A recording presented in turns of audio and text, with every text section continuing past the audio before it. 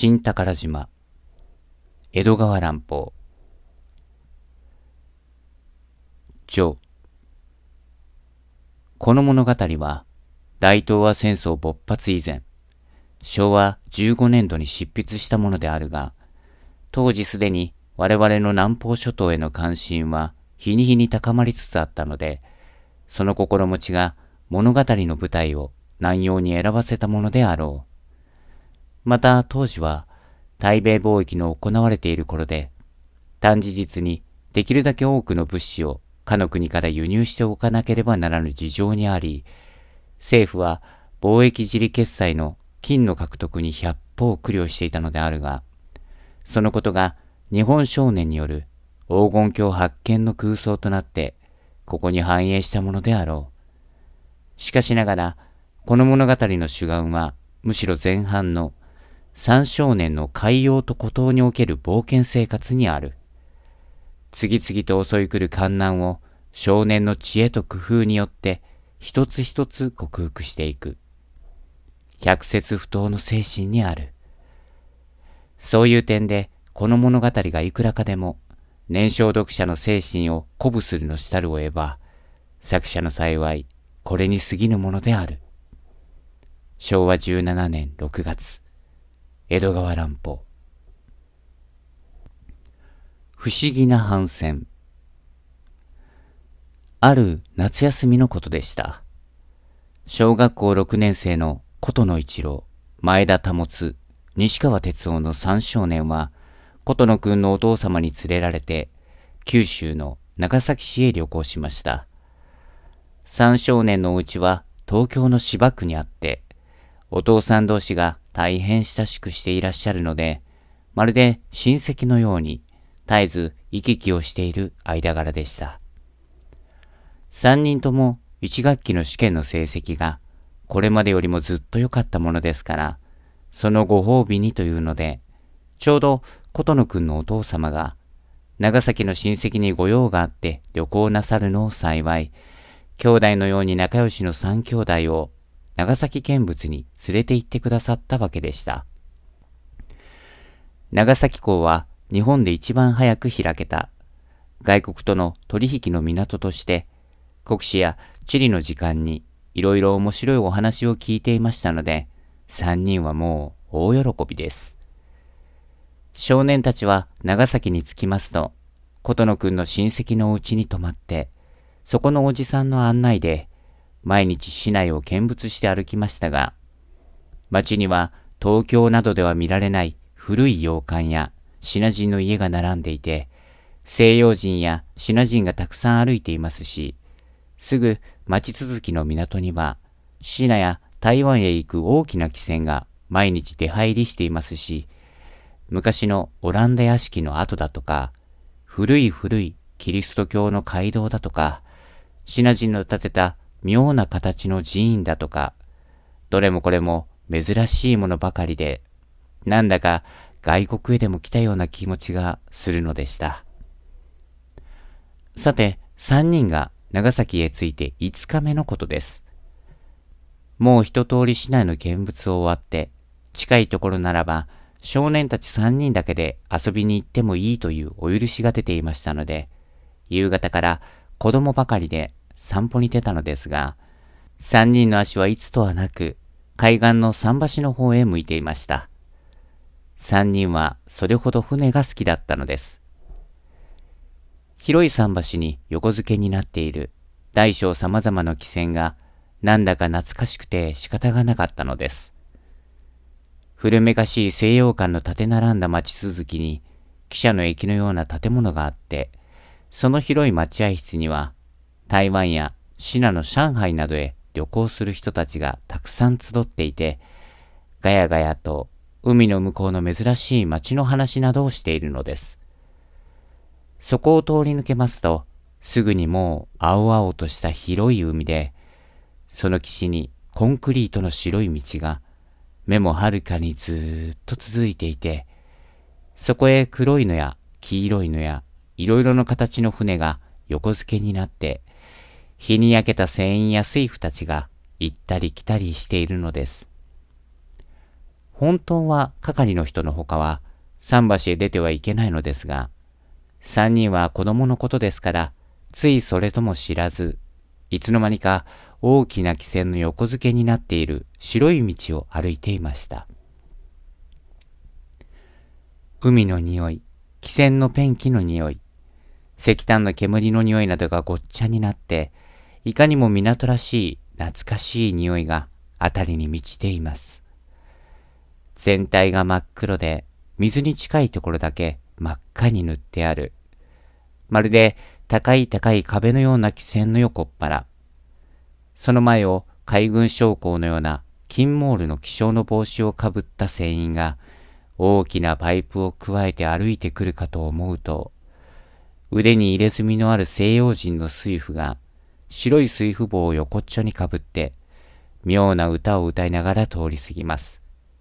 そういう景色がどれもこれも三人の少年には懐かしくてたまらないのでした。3000トンもある黒い品通いの船の次には、その半分ほどの大きさの全体を黄色く塗った外国の貨物船らしいのが横付けになっています。見上げますと、その高い看板の端に一人の西洋人の水夫が腰掛けて、足をブランブランさせながらタバコを吸っていましたが、下を通る三人の少年を見て、ひょいっと挙手の礼をして、にっこり笑ってみせました。三人も思わず手を挙げて、にっこり笑って、それに答えましたが、そんなことが少年たちの気持ちを一層ウキウキさせるのでした。もう家へ帰ることなどすっかり忘れて、どこまでも白い道を歩いていきますと、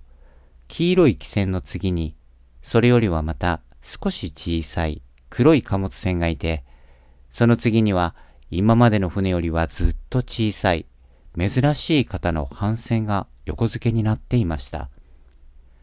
帆はすっかり下ろしてありましたが、帆桁のいくつもついたマストが3本立っていて、その頂上からたくさんの綱が、蜘蛛の巣のように張ってあって、縄ばしごのようなものもかかっています。そして帆船のくせに、その船の真ん中には細い煙突が一本、ニューッと突き出ているのです。風のない時には蒸気機関で走る補助機関付きの帆船なのでしょう。いやー素敵。トラファルガルの海戦の絵にあるような船だね。うん、ほんとだ。いつか見た商船学校の練習船もこんな形だったぜ。わあ、ご覧よご覧よ。恐ろしい怪物がいるよ。どこにどこに？へさきだよ。へさきの飾りだよ。いかにも、その補船のへさきには、人間とも動物ともわからない奇妙な姿の彫り物がついているのです。頭に角があって、目がまん丸で、口は耳まで裂けて、そのくせ人間のような姿をした怪物の半身像です。三人はその不思議な彫刻にすっかり夢中になって、いつまでもそこに立ち止まっていましたが、すると一人の水夫がそばへ寄ってきて、ニコニコしながら少年たちに話しかけるのでした。あれかい？あれはこの船のマスコットだよ。あいつがああやって目玉を向いている間は、この船は決して沈むようなことはないのさ。縞模様のある薄いシャツに白ズボンを履いた34、5歳の優しい顔の水夫でした。じゃあ、おじさん、この船の人かい？うん。こう見えても、おじさんはこの船の水夫長なんだぜ。この船のことなら、船長よりもよく知っているんだ。じゃあ、この船、日本の船なんだね。そうとも、日本の船とも。水夫長と名乗る男は、目を細くして嫌に力を入れて答えました。これからどこへ行くの？南洋だよ。南洋貿易をやっているのさ。ねえ、おじさん。この船の中も、やっぱり普通の汽船みたいになっているの？うん、まあそうだがね。しかし、ちっとは変わったところもあるよ。何しろ今時珍しい山椒スクーナーだからな。君たちが聞いたこともないような妙なものもいくらかあろうっていうもんだ。それを聞きますと、三人はもうたまらなくなってきました。ねえおじさん、僕たちに船の中を見せてくれない？ちょっとでいいんだから。ねえ、おじさん。わはははははは。そう来るだろうと思ったよ。うん。よしよし、見せてやるよ。じゃあ、君たち、おじさんの後からついてきな。船の横っ腹に四角な船倉の入り口が開いていて、桟橋から厚い渡り板がかけてあります。水夫長は先に立って、その渡り板を渡り、薄暗い船の中へ入っていくのです。三少年はふわふわ動く渡り板を踏んで、その後に続きました。狭い急な階段を登って、上後半に出て、あちこちと珍しい道具などを見せて歩いた後で、水夫長は三人を連れて、また別の狭い階段を降り、小さな船室に入りました。まだいろいろ見せるものがあるがね。まあ、ここで一服しよう。ここが俺の部屋だよ。どうだい？かわいい部屋だろ。ところで、君たち喉が渇かないかね。コーヒーを一杯ご馳走しよう。ちょっと待っていたまえね。水夫長は一人で喋って、少年たちが何も答えないのに、そのままそそくさとどこかへ出て行きましたが、やがて銀色の盆にコーヒーの茶碗を4つ乗せて帰ってきました。さあ、遠慮なくやりたまえ。船のコーヒーはとてもうまいぜ。少年たちは勧められるままにコーヒーを受け取って、3人ともそれを飲み干しました。なんだか普通のコーヒーより苦いような気がしましたが、喉が渇いていたものですから、一たらしも残さず飲んでしまったのです。あははははは。みんな飲みっぷりがいいぜ。一息にやってしまったね。さあ、もうちっとここで休んでね。それから面白いものを見せてあげるよ。水夫長は何か意味ありげに言って、にやりと妙な笑い方をしました。そして少年たちの様子をじろじろと眺めているのです。三人の少年は小さな木の椅子に腰掛けて水夫長の顔を見ていましたが、そのニヤニヤしている顔がスーッと遠くなっていくように思われました。そして辺りがもやでもかかったようにぼんやりして、それがだんだん暗くなって